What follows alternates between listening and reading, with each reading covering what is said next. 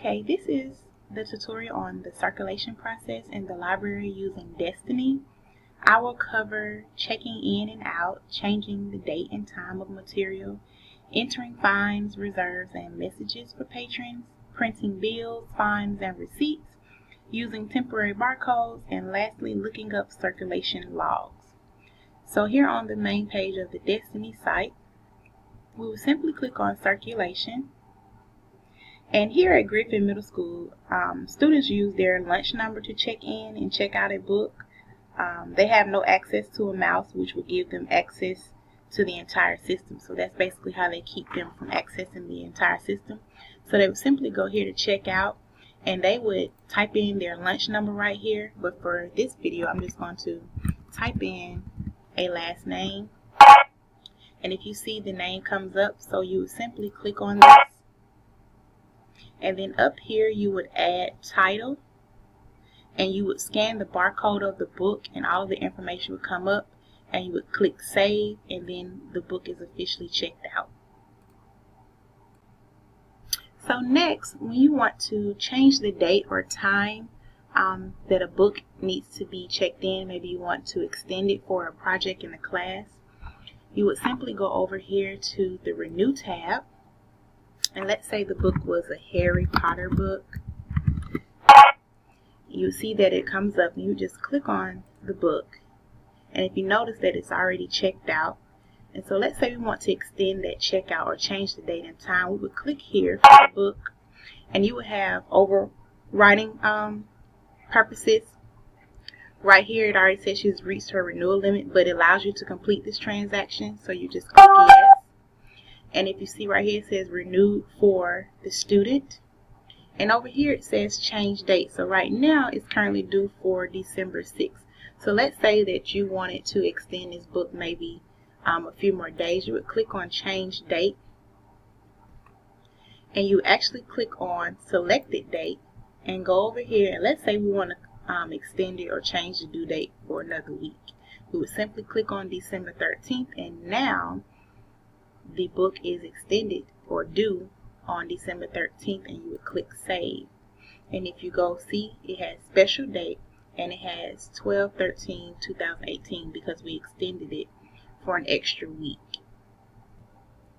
Okay, now let's talk about if we wanted to add a hold to a book.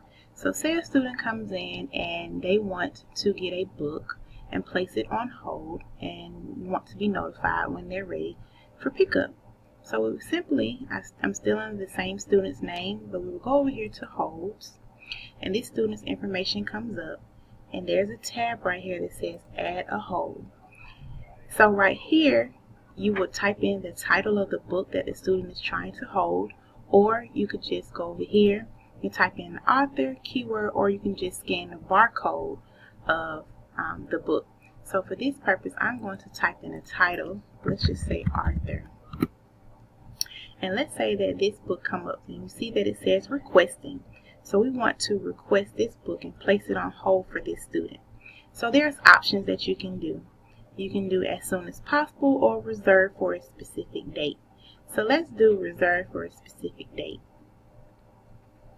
If I do reserve for a specific date, I would simply go over here and click on a date that I want to reserve it for. So let's say I reserve it for when they return from Thanksgiving break or something on November 26th. So I'll click November 26th, and here it is right here. Now you can also place this book on hold for a certain amount of time to give the student to pick it up. So let's say I want to give her a week to get this book. So I'm going to place it on hold up until that Friday. So now she has that full week to come in to get that book. So I will click save. And if you look down here, she has the book on hold from November 26th to November 30th. So being that this book is not already checked out, it's already available for her. However, if the book was checked out, then right here, the status where it says pending, it will notify when the book is ready for pickup. Okay, next I will cover actually two features in one. So, say you have a student who has a book. Maybe they lost the book, maybe they damaged the book, and you need to add fines to their account. So you would go over here to the fines tab, and we're still on the same student. If you notice down here, she already actually has some fines there, and we'll talk about those in a minute. But say we want to add a fine, we would click on add fine. Once you're on the fines section, right here, you're able to click what is the reason that you're adding the fine. So you have broken binding, damage, excessive writing, missing barcode, overdue, torn pages, and water damage. So let's say a book was damaged and it has to be replaced. We would click damage, and then you would type in the name of the book. So let's just try Harry Potter. And all the books will come up. Now this one already has lost on it, and this one already has on hold. Alright, so let's just click on one, just to show you how you would add the fine. So here you have the copy right here, and then you would click the amount. So let's say that it costs $20 to replace that book. So you would put $20 in the amount, and then right here you would click save once you wanted to add the fine to her account. And also, since I have to tell you about printing, right here you keep this check so you're able to print the receipt of this fine as well. So let's click save. It says the normal fine limit is $5, but let's say we're replacing this book, so we want to override it and say yes. And so now that fine is added to her account. So now, before we had 2 fines, so now we had 3 because I showed you how to add one. So now let's say that we want to show this student the fines and books and reasons that she has these fines, and we want to print it out. Very simple. You would go up here to where it says view history, and then the history would pop up, and then you click on printable to make it a printable kind, and then you could simply click print. Or you could go to fines for this student and you could click print it, and then the actual print preview will come up showing all the books that have fines attached to them. Okay, so now let's say that she comes in, or her parent comes in, and they want to go ahead and take care of these fines. So down here, if you see where her total that is due is $37, you will simply put in maybe that she paid you exactly $37 in the pay button, and then you would click update. And once you update, now you see that she has a 0 balance for her fines. And you can also print this by view history. And if you see over here, all of her balances are now 0, and then you can go to printable and print that information out for her. Okay, and there is one last feature to cover in this particular section, and that is being able to message a patron or message a student. So we're over here on this side, and where you see patron status, you click on that, and it'll show you all the information that we've talked about this student, as far as fines, holds, and everything. So let's go all the way down. Let's say we need to leave this student a note or message her about something. So right down here, you would click on add note. And let's say we want to say, hey, we have that awesome Harry Potter book for you. However, you still have some books that need to be returned. Just something simple. Alright?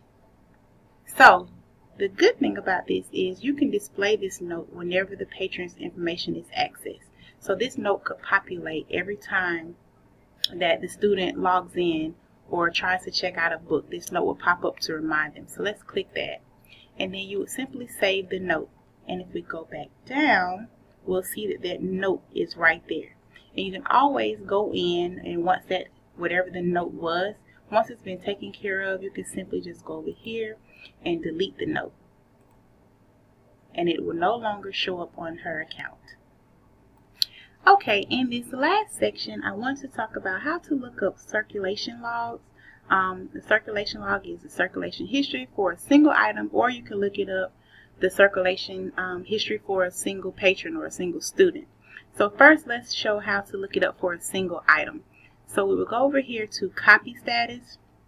And let's say we just type in any kind of book, And since I've been working with the Harry Potter, I'm going to type in Harry Potter. And it will show you all the Harry Potter books that are here. And let's go down to this one, Harry Potter and the Half-Blood Prince. We're going to click on the barcode, and then it'll pull it up for you. If you look over here to the right, it says View History. And right here, it will show you all of the library checkouts that have taken place for this Harry Potter and the Half-Blood Prince. Who checked it out, what checkout date was, the due date, and what date it was checked back in. So that's a full circulation log of that particular book. And of course, if you want to print that, you would just go to printable, and then you could print that sheet out. Okay? And I'm going to do another book. So let's say I look for a Flat Stanley series. And let's say I just click on one of the Flat Stanley books, flat again, to bring up all the information for it. And if I go to View History, it will show that there was no checkout history for this copy of this book. So far this year, no one has checked out this Flat Stanley book. Okay. Now, if I want to show the circulation log for an actual student to see what all the books an actual student has checked out, I will go to patron status here, and I would simply type in a name. So I was using Belcher name, and I will click go. And over here we have this student, and if you go down where it says items out, we would do View History there, and it will show everything that Rolando Belcher has checked out. Okay, and it show the checkout date, the due date, and when it was checked in, and it will even show, it will even show in parentheses the status of the book as well. And again, you can go here and print that circulation log out. Alright, and let's try another student's name. See if we have let's do reset to get rid of his information. See if we have a student last name Harris. Okay, we do. So let's just go to Angel Harris. Pull her up. Alright, we'll go over here to View History. She actually hasn't checked out anything this year. Alright, so you will see here everything that she's checked out if she had checked out anything. And that is how you pull circulation logs, whether it's for a single item or an actual single patron. Okay, and that concludes the tutorial of how to use the circulation tab on Destiny. We went over how students would check in and check out a book. We covered how they would change the date and time to extend a book or renew it. We also covered how to enter fines, how to pay fines, how to put books on hold or reserve, and how to actually send messages to our students or patrons. We also talked about how to print those bills and fines and receipts for records. And lastly, we talked about looking up circulation logs, whether it's for a single item or for a single patron.